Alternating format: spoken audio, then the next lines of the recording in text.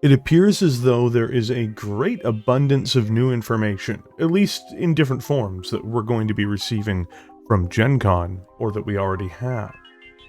In this video, I'm going to be going over everything that I have discovered through my prying through the internet. I myself did not attend this particular convention because it is very far away from where I live.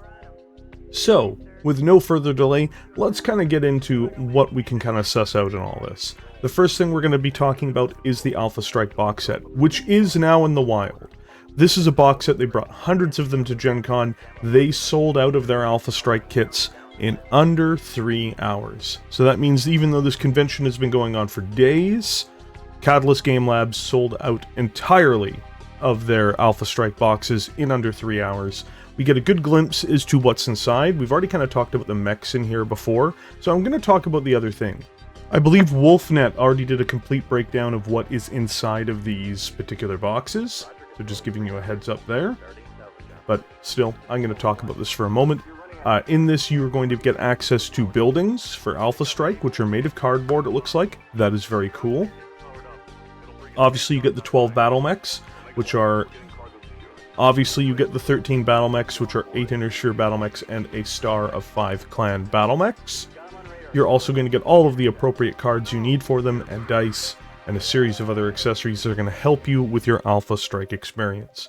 Also to add, the short story that they've added into this box is called Chaos Theory, and I believe it is written by Brian Young, the author of A Question of Survival. I myself am not an Alpha Strike player yet, but I do actually intend to start playing at least a little bit once I get my hands on this box. From what I've heard, the box is apparently supposed to become a full-blown product come this November.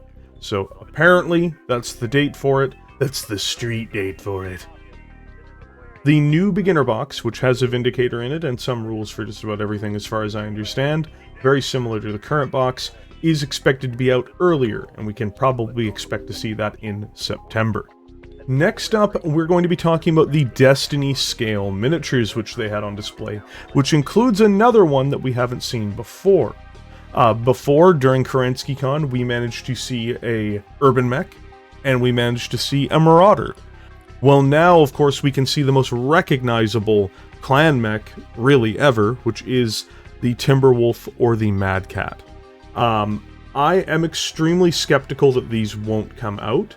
I was informed after my prior video covering these that, oh, there's no way they'll never come out. They said that they won't. I think there's a demand from collectors. I think there's demand from hobbyists.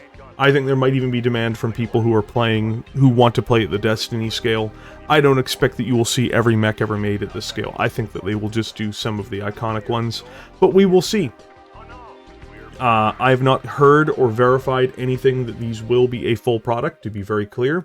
I just have a strong suspicion that they've seen the demand for it, they know that there's people out there who want it, and that these are large-scale resin kits, which are, funnily enough, you'd think are extremely expensive to make. It's actually not entirely true. Depends on how you define expensive. I think that we're going to get these. Again, though, that's not verified, that's not confirmed. I do not have a source for that or anything like that. That's just me making assumptions based off of the product I see, based off the demand that people have for it. I think we're going to see these. Next up, we have the Mercenary packs, which are the first foray that Catalyst Games are making into for modularity in their packs. How do I mean with this? It looks like the jumping mechs will have alternate bases. These alternate bases can be switched out, or you're just going to have to glue them together based off of which one you want, where one of them is jumping and the other one is them standing on top of something. We can see this in several of the pictures here. First of all, the Crusader, you can see they have 2 Crusaders, one on a base and one that is jumping. You can see this with the side shot of the Highlanders, one with a base, one that is jumping. The base of the other Highlander, by the way, is a dead Urban Mech. I think that's based off of the art. That's still absolutely fantastic. And of course, with this, you're going to be able to more or less modify your lances to appear the way you want. This, to me, looks like the beginning steps of them potentially doing maybe a bit more in the future. Obviously not now, but maybe 5 years down the road when we get mech kits out of these guys.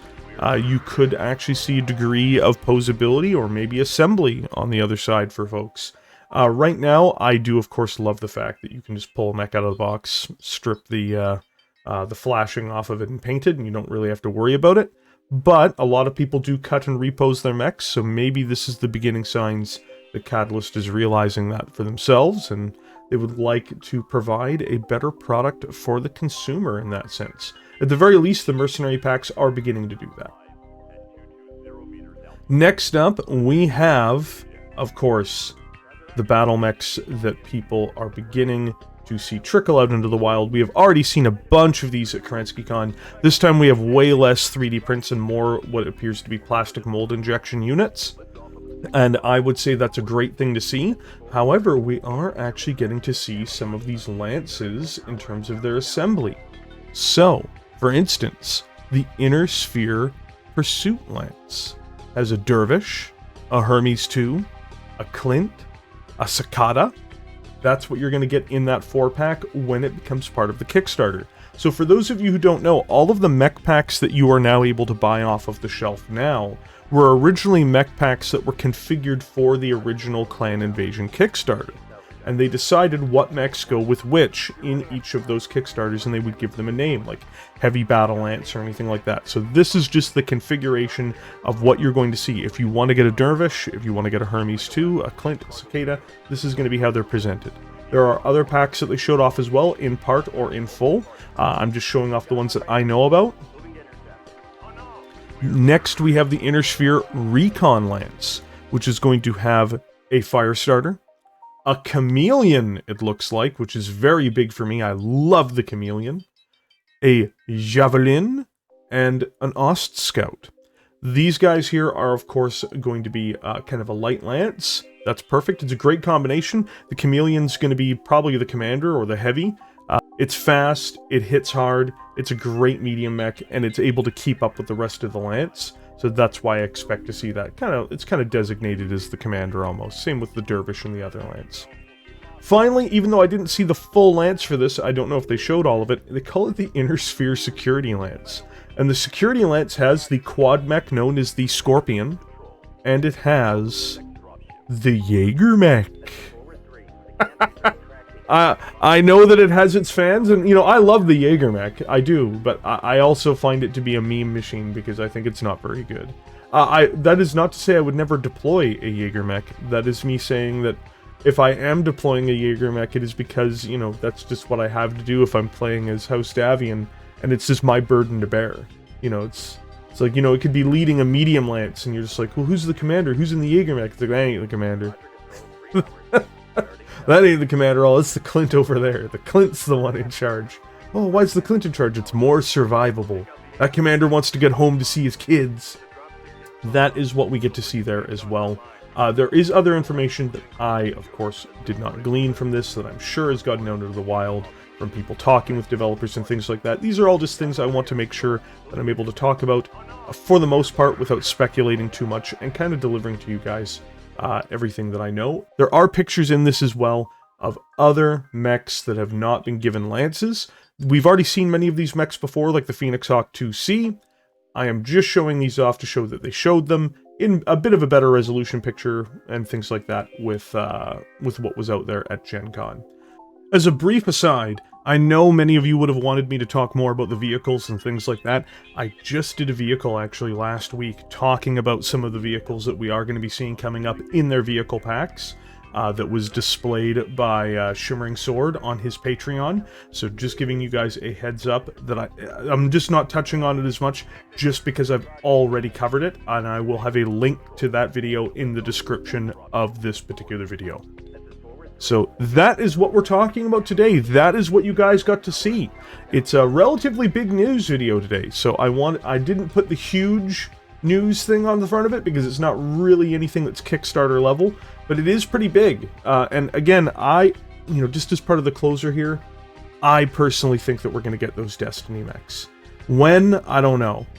I think they're going to, like, you know, why would they bring them to the con? Why would they make the Timberwolf? I know they could just be display pieces, but they're display pieces that they also have shown off and given out to people who were at KerenskyCon as well.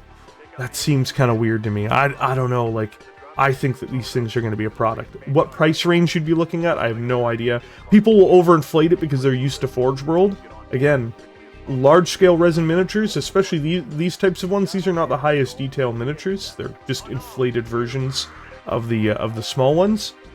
You know, it could be these types of models. You never know. They could be relatively maybe 150 USD, maybe 200 USD, maybe a bit less, maybe a bit more.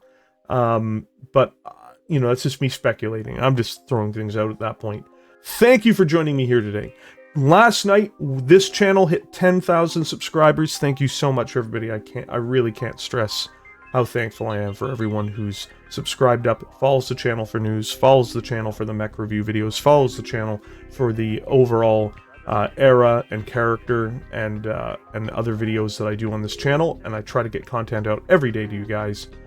Other than that, I'm going to try to stay on top of this stuff. I'm going to try to deliver to you guys the best news that I can on any of these subjects that we cover on the channel, and I will catch all of you guys in the next video. Also, I'm going to try to get the champion video out later today as well, because don't we all just want to be a champion?